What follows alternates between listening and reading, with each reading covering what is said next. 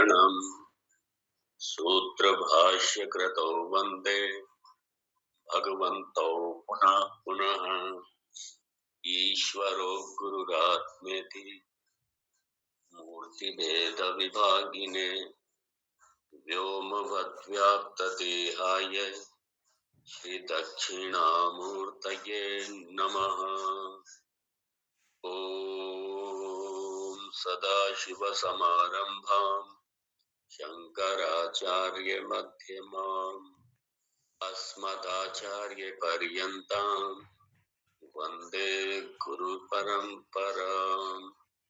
ॐ सहना भवतु सहनौ भुनक्तु सह वीर्यं कर्वावहै तेजस्विनावधीतमस्तु मा विद्विषावहै। ॐ शान्ति शान्ति शान्तिः। ॐ आपदामपहर्तारम् दातारं सर्वसम्पदां लोकाभिरामं श्रीरामं भूयो भूयो नमाम्यहम्। रामाय रामभद्राय रामचन्द्राय मानसे रघुनाथाय नाथाय सीताय पतये नमः। नीलाम्बुजश्यामलकोमलाङ्गं सीतासमारोहितवामभागम् पाणौ महासायकचारुचापम् नमामि रामं रघुवंशनाथं नमामि रामं रघुवंशनाथम्। ॐ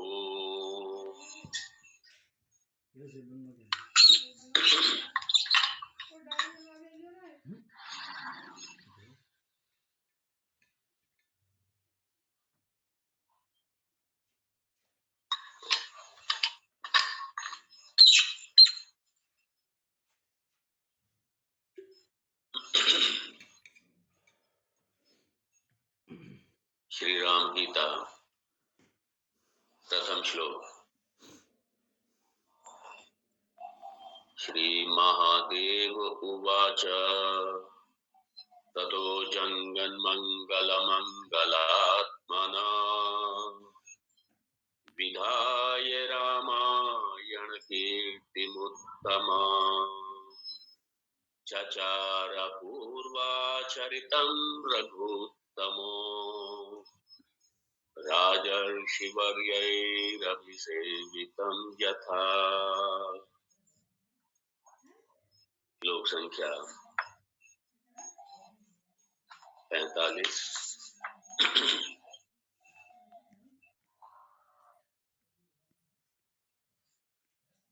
एवं अखण्डितात्मना विचारमाणस्य विशुद्ध भावना अन्यादविद्या रसायनं यद्वत् उपासितं मृजः।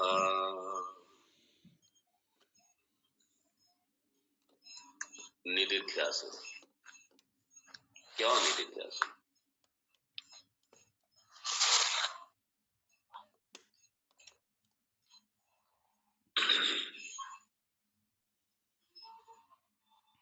बिना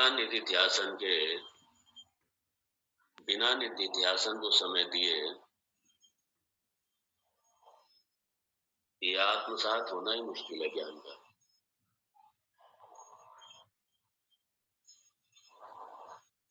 निदिध्यासन तभी हो पाएगा कि जब चारों तरफ से मन पूरी तरीके खिंच गया।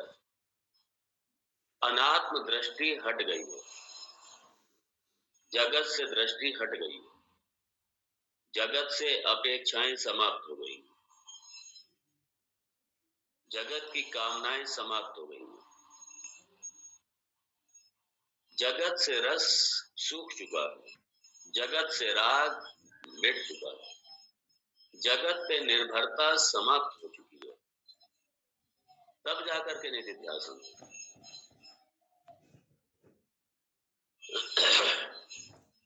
अगर जगत में थोड़ा सा भी राग है, आसक्ति है, अपेक्षा है, कुछ आकांक्षा है, निधिध्यासन नहीं हो पाएगा। इसलिए क्षमा दमा षट्क संपत्ति, इसलिए पहले, इसलिए विवेक वैराग्य क्षमा दमा षट्क संपत्ति और मुमुक्षुत्व। कई बार हम लोग इस पे काम ही नहीं कर पाते और हम लोग ये समझते हैं ये ठीक है, हमने थोड़ा बहुत समझ लिया हमने बस। अगर ये अधिकारित्व नहीं है, ये षट्क संपत्ति नहीं है, ये साधन चतुष्टय संपत्ति नहीं है, तो फिर निधिध्यासन होगा ही नहीं। बैठेंगे निधिध्यासन के लिए, मन जाएगा बाहर।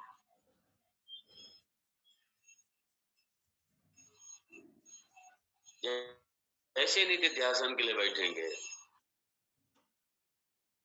ध्यान तो बहुत दूर की बात है, ध्यान नहीं लगेगा, ध्यान ही नहीं लगेगा। इसलिए ये ये जब तक मन निग्रह मैनेजमेंट नहीं होगा प्रॉपर, जब तक ये sense management, sense organs management proper नहीं होगा, जब तक इसका ही अभ्यास नहीं होगा, तो निधिध्यासन बहुत दूर, ध्यान ही नहीं लगेगा। मैंने पहले कहा,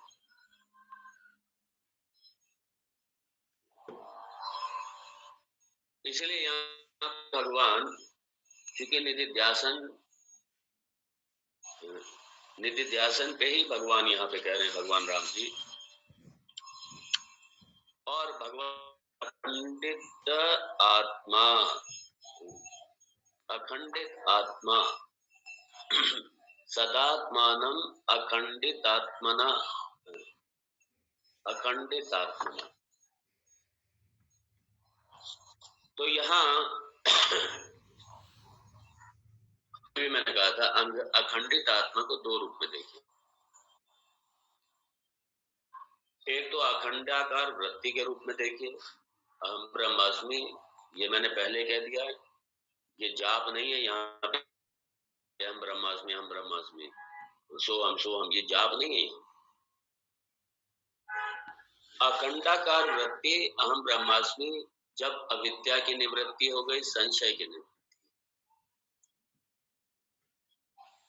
उसके बाद में रूप में आना, सारा स्थूल शरीर, सूक्ष्म शरीर, इन सबको बाध करते हुए, इन सबको दृश्य के रूप में देखते हुए, सबके अधिष्ठान रूप से अहंकार का भी ध्यान दीजिए।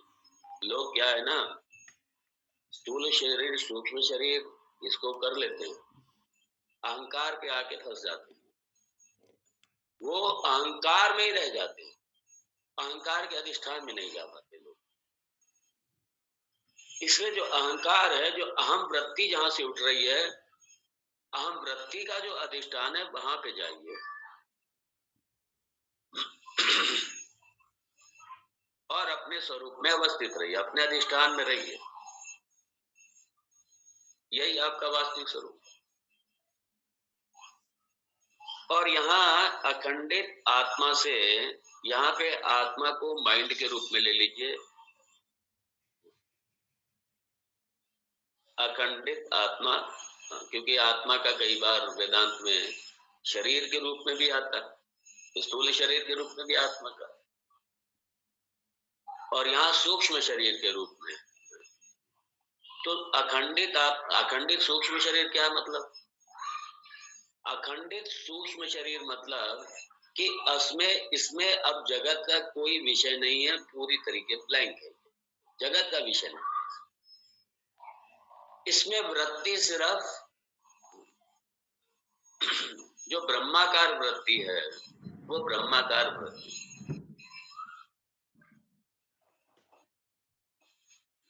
जगत नहीं है पूरी तरह। जगत का बात हो चुका है, जगत की कामनाओं का बात हो चुका है, क्योंकि ये पहले स्पष्ट हो गया। ये शुरू में ये तो विवेक नहीं, ये तो आरंभिक अवस्था। आरंभिक अवस्था के बाद में यहाँ तो निधिध्यासन का मतलब यहाँ संशय, ये मनन नहीं है निधिध्यासन। इसलिए मनन मतलब शंका निवृत्ति। जब सारी शंकाओं का बात हो जाए, सारी शंकाओं की निवृत्ति हो जाए, अविद्या निवृत्ति हुई, शंकाओं की भी निवृत्ति, और उसके बाद में अब मन में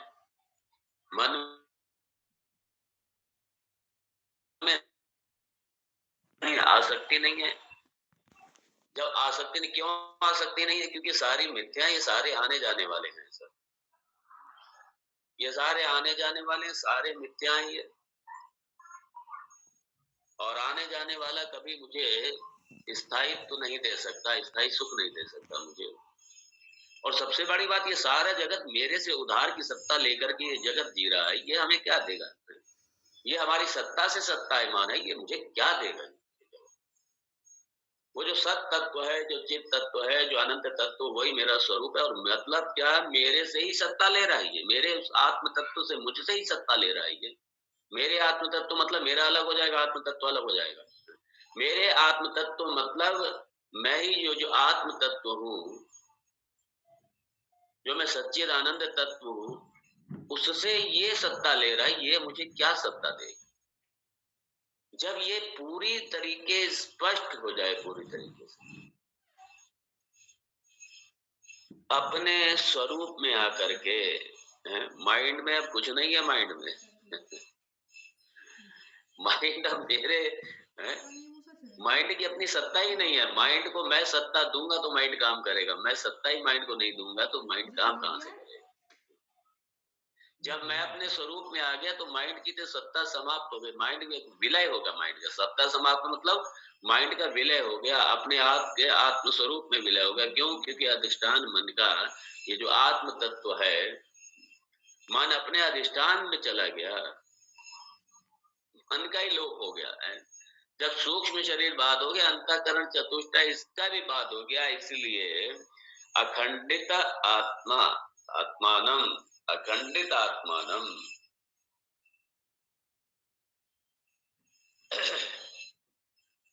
और कैसे? सदा विचारमाणस्य, ये जो सदा हमेशा विचारमाणस्य,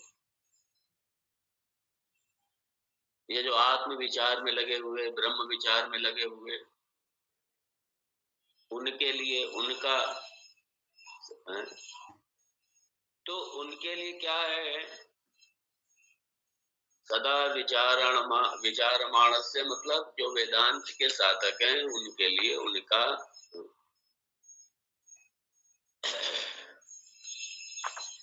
और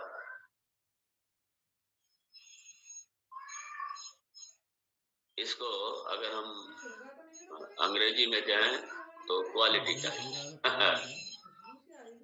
क्वालिटी टाइम और क्वांटिटी टाइम दोनों किसके साथ? अपने साथ में, अपने स्वरूप के साथ, अपने साथ।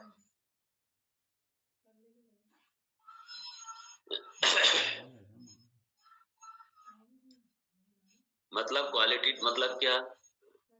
क्वालिटी मतलब माइंड अब कहीं किसी दूसरे उसमें है ही नहीं,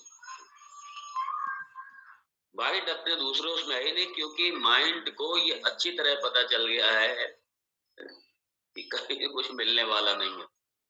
इसलिए चटर पटर जो माइंड लगा रहता है ना, ये करना वो करना, इधर जाना है उधर जाना है, ये बनाना है वो बनाना है, ये कुछ है ही नहीं अब यहाँ पे। क्यों?